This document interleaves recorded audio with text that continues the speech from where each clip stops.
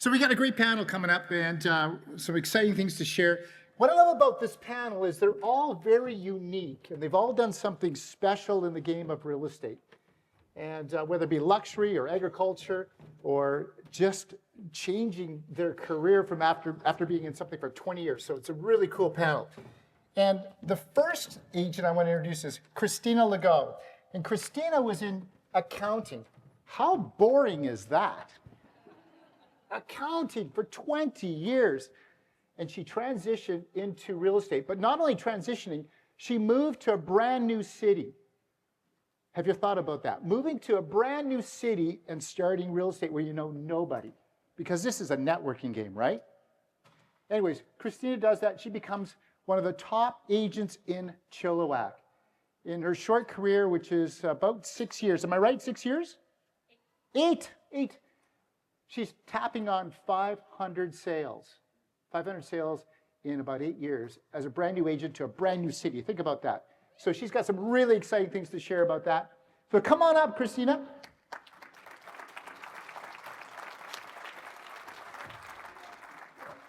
Our next guest on this platform is somebody that's kind of really near and dear to my heart. It's Ben Oryall, and Ben came through my office. He was on my team, and I saw him flourish and grow. And one day he comes to me and says, I need to talk to you. And he'd just gotten a Porsche. And I thought, he's going to take me for a ride, and I get to drive his Porsche. No, he says, well, we can go for a ride, but I'm going to tell you, I'm going to go and do something on my own. I want to do this, and I want to prove to myself that I am worthy. Anybody else in this room want to be worthy? Yeah, we all want to be worthy.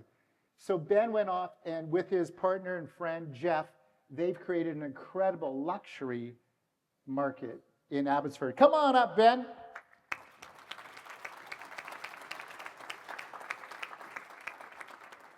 Our last panelist, I love this guy. This guy travels the frickin' world. Every time I see him on Instagram or Facebook, he's somewhere else. He just got back from South America, catching salmon like this big. And so Ted is an amazing individual. Ted has been a serial entrepreneur all his life. Some highs, some lows, but real estate's been a real high for him. And Ted specializes in just selling agricultural land in all of Saskatchewan. Imagine that. What a market, eh? The entire province. That is his specialty. So really exciting things. Each one of these speakers has something really cool and individual to speak about. Come on up, Ted.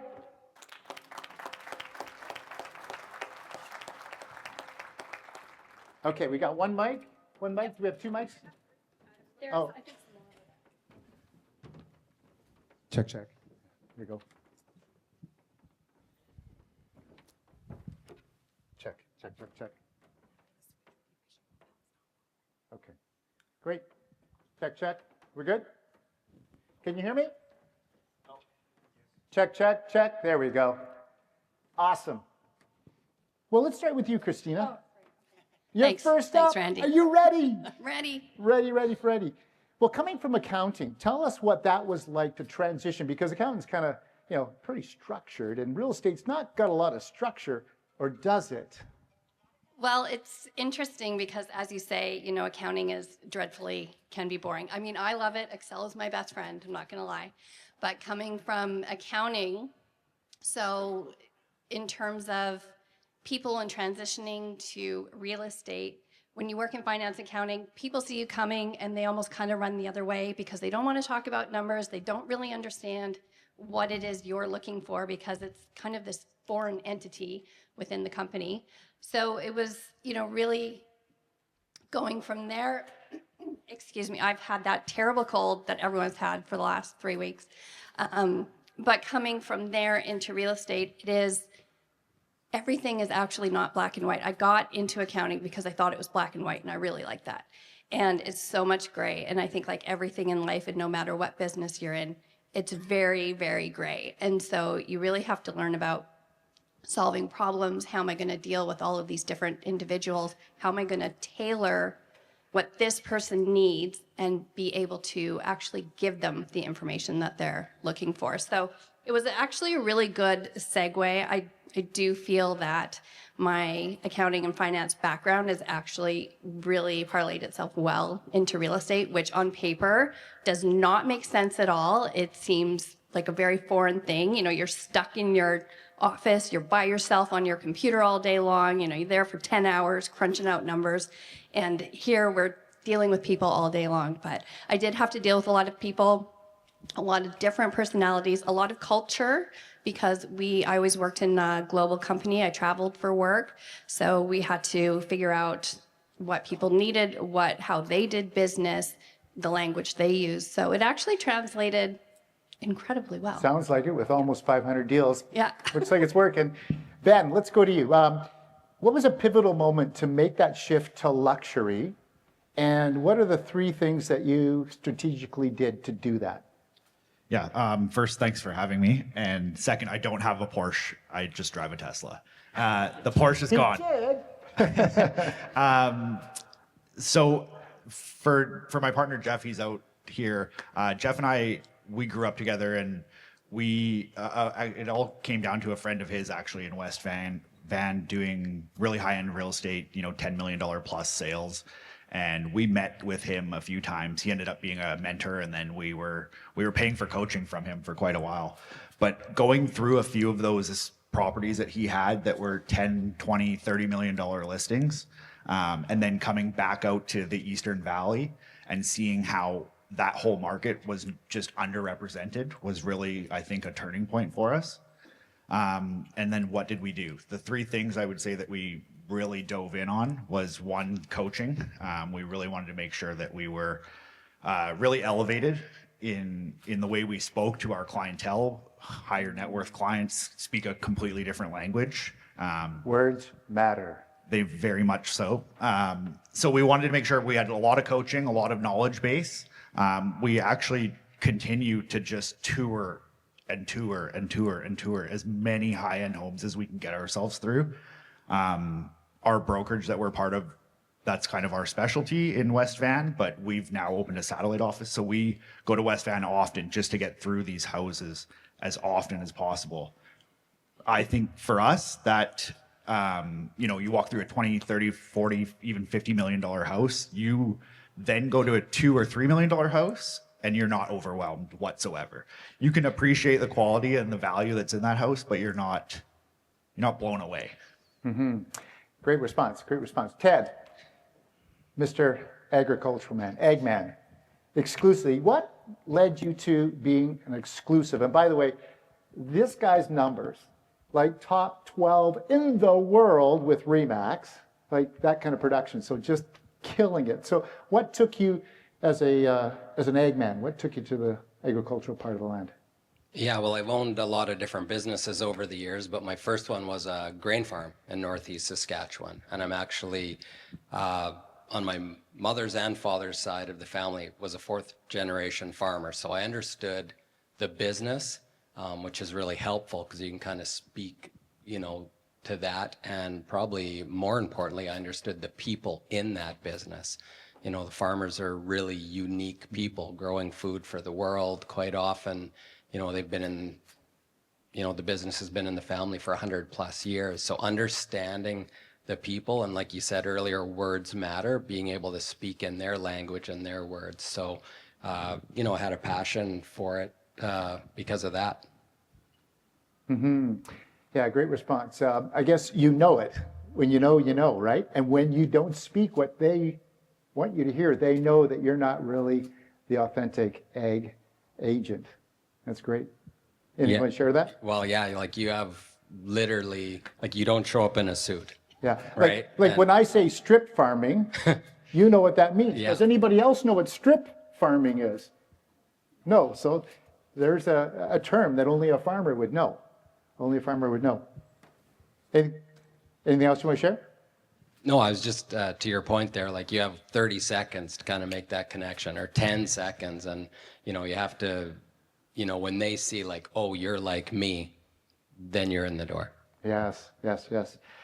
Kristina,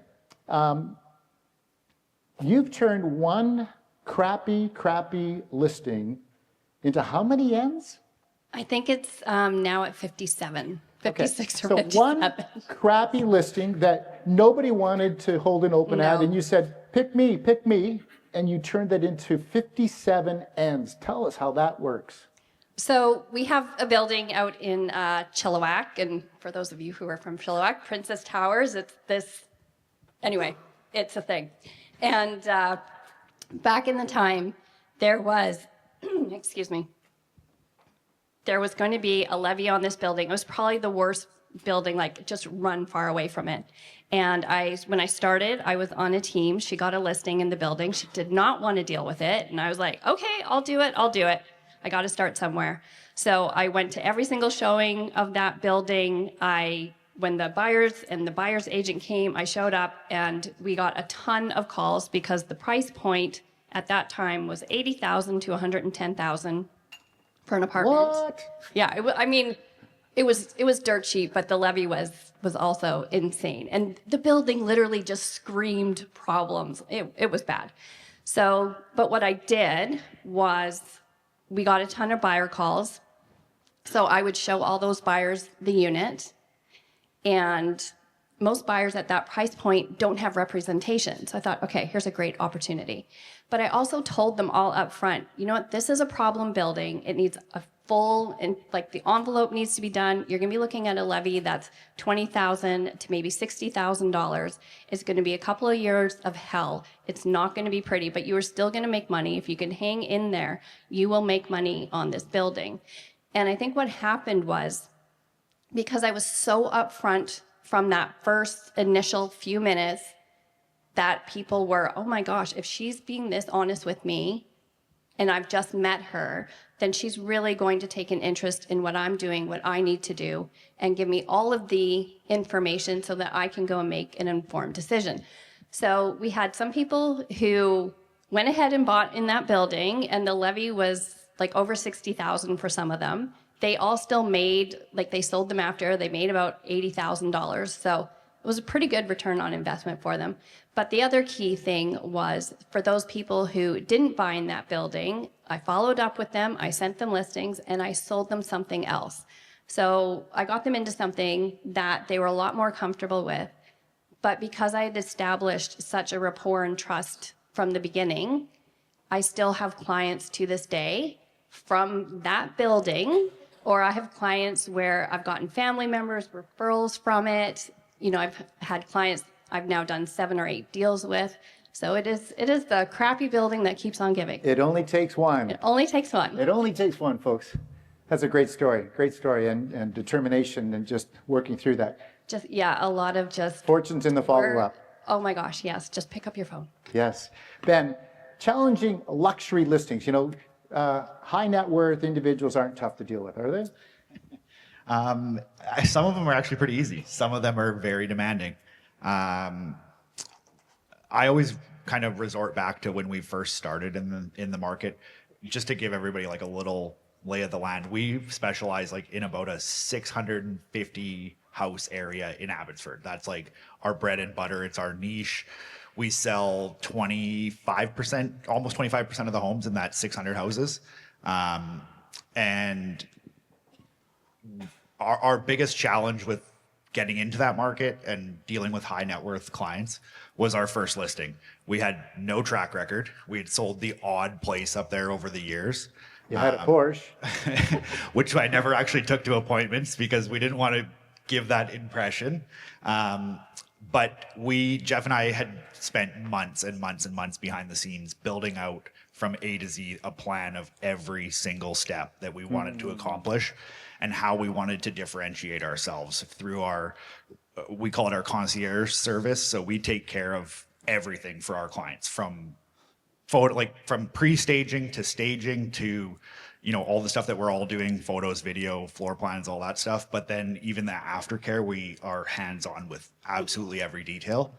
But the first clients were the toughest because we had no track record. So we went in there with, you know, hopes and dreams and we had a great plan laid out, but we had to then show how we could do that plan. And to do that, that first listing, we took 3 sets of photos with 3 different photographers because the first one there was something we didn't like. The second one we didn't like the light balance. The third one is the guy that we continue to use to this day, and we've now groomed him to shoot exactly what we want on every listing. But yeah, that's probably the most difficult one, was that first one, because just nothing to show. We showed up with hopes and dreams. Well, but you had enthusiasm.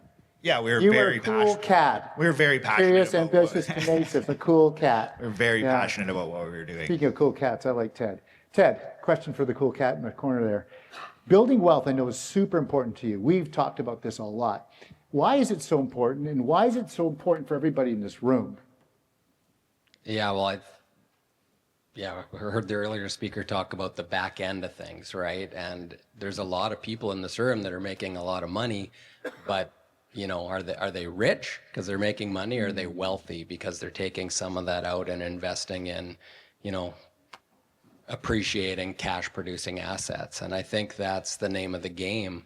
Most of us in this room don't have a pension plan to fall back on, and it's fine when we're making money or living these great lifestyles, but what happens when you stop selling real estate? And so, I make as much money off of the things I'm invested in than I do off of real estate now. So I'm setting up that off ramp so you can live that just as glorious a life once you're done doing this. That's so important. We're not going to be agents forever. Those big commission checks aren't going to come forever. So you better make sure that you're prepared for that day. And I think there's no better room that knows that than that. We at EXP know that, and that's why we are at EXP. So thank you, Glenn, for creating this incredible company that we do have that option. Let's move on. Kristina, accounting, processes, systems. I'm sure that really helped you in building your systematic way of helping people. Is there some systems that you say, these are the non-negotiables that every agent should be doing?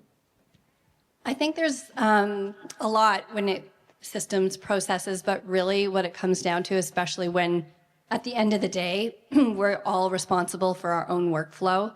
Whereas when you have a normal job or you're in the corporate world, somebody else is setting out your tasks and your goals and whatnot. So for real estate, what really helped me with coming from accounting was just the discipline, the focus, and the consistency. So getting up every day at the same time, because there are days when I'm like, oh, it's cozy. I don't really have to be anywhere until this time. But no, get up, have your routine. It's super important. Create yourself work. So the devil's in the details as well. And then if you're focused on every day I'm going to either be at the office or going to be at my home office by 8 or 8:30, earlier if you can is always better, then you've set yourself up for the day. Get the hard things done first. Talk to those people who we all really maybe don't want to talk to or have a difficult conversation with. But it's really sticking to the consistency, having some systems in place in terms of utilizing AI or computer software programs to help keep you organized, help keep your goals together. But it is just discipline, like focus, discipline, consistency every day. Anybody else get CBS? Cozy bed syndrome? Besides me? CBS happens. It's real. It's real, but... I have it every day. Every day. Ben, how has your team structure and business model evolved, and how has that evolved to serve your luxury client better? I would say our team structure actually hasn't changed much over the last 5 years. We have Justine, who's also here, that works on our team. She's been with us pretty much since the start. Little plug here. She's also representing Diverse Developments, who's a big sponsor today. They have a booth outside. We're selling a condo building in Abbotsford. So yeah, go check it out. But overall, I don't think our team structure has actually changed that much. Like I said, Jeff and I grew up together. We've known each other since grade 6, and we know each other's strengths and each other's weaknesses. I feel like we really complement each other. So if I could say anything, find a team or find a partner or find somebody and collab with them, because that's collaboration is currency. Like Eddie's a prime example. Like he's come up here and given his time and in hopes that, he's going to get a referral or 50. But I think that's just such a key ingredient that's missing. I look back all the time to my time with Randy, and I spent 4 years on Randy's team, and there's no way in that 4-year period that I would have ever grown as much on my own or even with one partner. And Jeff, same thing. He came from a team mentality as well. So that really hasn't changed much. I think personally what we've done as a group is we've really invested in our knowledge. So yeah, coaching, mentoring, leadership. We really want to make sure that, when we walk into a home, we know the products that home's built from, or if we can, we meet with the builders, get a walkthrough with them, because they're going to know more than the homeowner. Right. PK, product knowledge, is so important. Yeah, it's huge. Absolutely massive. Absolutely. When I started real estate, I'm going to age myself, 1992. Does anybody remember that year? I remember I lived 6 miles away from another city. 6 miles from another city. And I was referring business out to that city 6 miles away. It's changed. It's changed a lot. And Ted, you're running, an entire province. How do you manage that? How does that work? What can you share with our audience that would help them see the value of being more, I guess, globally organized? Yeah, it's a big area to work. And it took a few learnings and mistakes along the way to kind of figure that out. So when I started in agricultural real estate, at that time, about half the buyers were investors, just seeing this as a really safe product, great place to have some money. And so I'd sell to one of them and say southern Saskatchewan, and then a month later they want to buy in northern Saskatchewan. And I just decided I'm sticking with my clients. Like, this is crazy. Everyone else was referring them away. Mm-hmm. And so I stuck with them, and I put 100,000 kilometers on my truck in the first 18 months. And so I was, I'd get up at like 5 or 6 and I'd drive to the furthest listing to meet them at 8 o'clock or something. And then I'd get back to my house or maybe hotel room and do paperwork till 10 or 11. So I realized this isn't sustainable long term. So I started leveraging with the team, first hiring an assistant, and then I was up to 4 at one time, and, getting people that can shoot drone video, put up signs, be out there doing other things. So I think the first one is just the leverage through the team, so I can be negotiating deals and they can be doing all the other things that they're amazing at. And probably the second one is getting some efficiency through really solid systems and procedures, being able to do things quicker because they're systemized, and building that efficiency. And probably the last one is, and this is going to shock everyone in here, 90% of my clients I never meet in person. So we sell stuff sight unseen. I've got really good at, drone video, satellite images, detailed soil testing, all that kind of stuff, so they feel confident that they can buy sight unseen. So I'm not making those trips. We're just talking on Zoom and using technology to communicate. Wow, that's incredible. Incredible. Give them a hand for that. That's pretty cool. That's pretty cool. But you know what I heard, and I'm gonna suggest that this is probably for every one of our panelists here and everyone in the audience. Did you hear about the obsession? The obsession to make it work, right? And you do need to be obsessed by this a bit to get it going. But once you've got some velocity, you can kind of back off and then make more controlled decisions. Really appreciate that remark. Ben, 2 most profitable business decisions or strategies that you'd like to share with our audience. One would be delegate. So we've found like the world's best assistant. I'm never telling anybody who she is, because if she leaves us, we're doomed. But find yourself somebody that you can delegate all the tasks that you don't need to be doing. As soon as we found that, I feel like our business just became easier. We don't have to. We can just trust this person. Her name's Paula. We can trust Paula. And then 2 is just be. I got her on speed dial. I'll never tell you her last name. The second thing I would say was just be absolutely relentless. Jeff and I, like I said, we built everything up for maybe 6 months or so before we had our first listing appointment. And we were obsessive. Our wives, we would get together and they would be sleeping on the couch by 10:30, and we would be up till 3 or 4 in the morning just talking business, talking how we're going to make this change, how we're going to tweak this, how we're going to tweak that. And we still do that. It's just not till 2 or 3 in the morning now. It's 5 or 6 at the office. Yeah, there's that obsession word again, right? You got to get it going. You got to get it going. Okay, Kristina, last question for you today here. New city. You went to a new city. What would you share with our audience if they were going to a brand new city? What would you do differently? Would you do anything differently? What are the 3 things that we could maybe help somebody that's just starting out or moving to a new city to start their career? I think one thing, so for me, I'm not a very social person. I don't have kids, so I don't have that kind of network where I'm joining a club or I'm doing, if you want to do something fun, this is not where you come to. So I don't have kids, couldn't leverage that network. So starting in a new city, I think one thing that I did that was really smart, I joined a networking group right away. I didn't think I was going to get any business out of that. Again, I think I probably got another 50 deals out of that.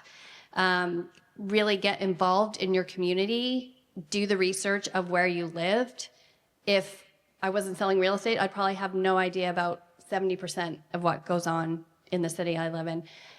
So community involvement, really important, just seeing who the local business owners are.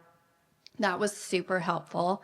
I think one thing I would have done differently was to really just get on video, as uncomfortable as it is. That really helps people. If they're about to hire you, they're going to creep you out on social media. If they can see what type of person you are, it immediately makes them feel more comfortable, and it especially makes them feel more comfortable about you coming into their home. So that is something I would have definitely started a little bit earlier. I think the other thing, the brokerage model, to me, the typical brokerage model is kind of broken. Get yourself a Phil Hahn or a Randy. That's what I would do. Amen. Yeah. Amen. Yeah, clap it out. Come on, let's go. Let's go. Ted, starting your career over, what are some of the things that you would do differently, if you would do anything differently? Anything foundationally different? I think you carved out a pretty good Yeah, honestly, I was pretty blessed because I, had so many businesses before I got into real estate, and I always treated it like a business. So there's not a lot I do differently. Maybe leverage on other people a little bit more even than I did. Just lean into that a little bit more and just really dial into what your superpower is and work on that all the time. It really is about your prima power, your superpower. That really is the authentic you, which Eddie touched on as well. So, hey, let's give a round of applause for this great panel. Kristina, Ben, Ted. And by the way, let's give it up for Ted's shoes. Come on, look at those shoes. Yeah, awesome. Thank you very much, panelists.